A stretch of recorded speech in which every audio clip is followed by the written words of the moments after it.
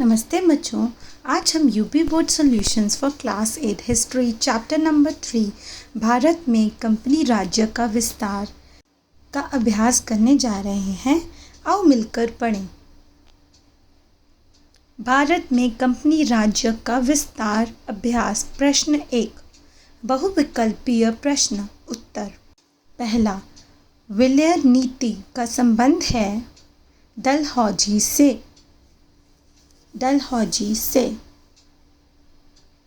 2, पानीपत के तृतीय युद्ध में मराठा संघ को पराजित किया अहमद शाह अब्दाली ने।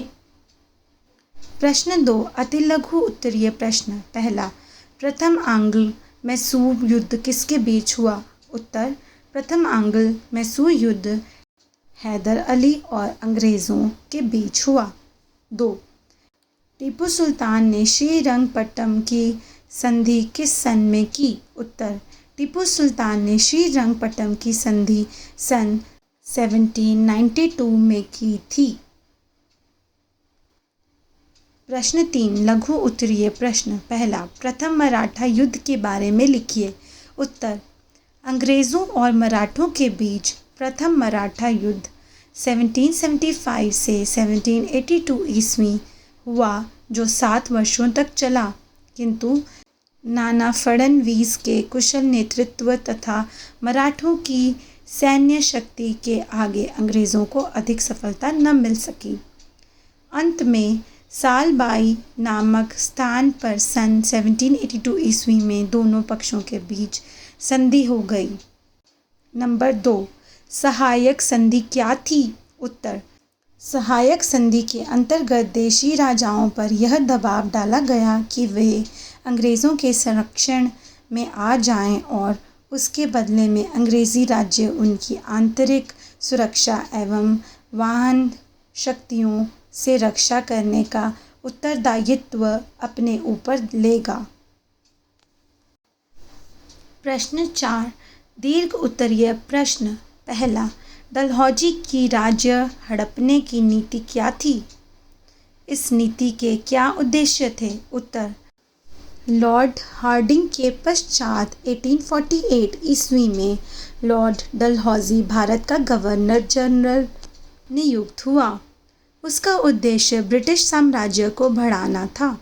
वह उस कार्य को पूरा करना चाहता था जिसे रॉबर्ट क्लाइव ने शुरू किया था।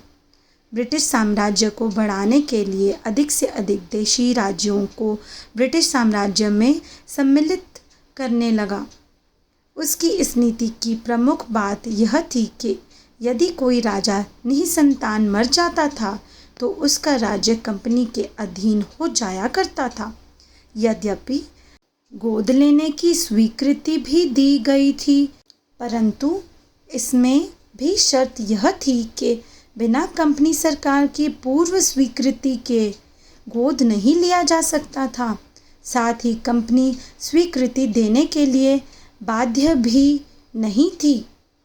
यह अनुमति दे भी सकती थी और नहीं भी दे सकती थी। इस प्रकार अंग्रेज़ों को अनेक राज्यों को हड़पने का बहाना मिल गया। लॉर्ड डलहौजी की इसी नीति को राज्य हड़पने की नीति कहा जाता है। उसकी यह नीति अंग्रेज़ों के लिए बहुत लाभकारी सिद्ध हुई। इसी नीति के परिणाम स्वरूप पूरे भारतवर्ष में ब्रिटिश साम्राज्य स्थापित हो गया। लॉर्ड डलहौजी की राज्य हड़पने की नीति में निम्नलिखित उद्देश्य थे। पहला, इसका सर्वप्रथम उद्देश्य ब्रिटिश साम्राज्य को बढ़ाना था। दूसरा, व्यापार में मनमानी करना तथा सस्ते दरों पर कच्चा माल खरीदना।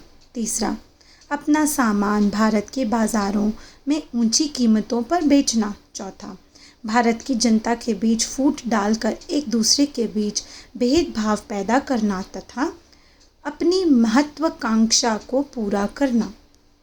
धन्यवाद बच्चों। आशा करती हूँ आपको इस वीडियो से अभ्यास का पूरा ज्ञान हुआ। इस वीडियो को लाइक और शेयर करें और स्मार्ट किड्स वंडर चैनल को सब्सक्राइब करना न भूलें। धन्यवाद।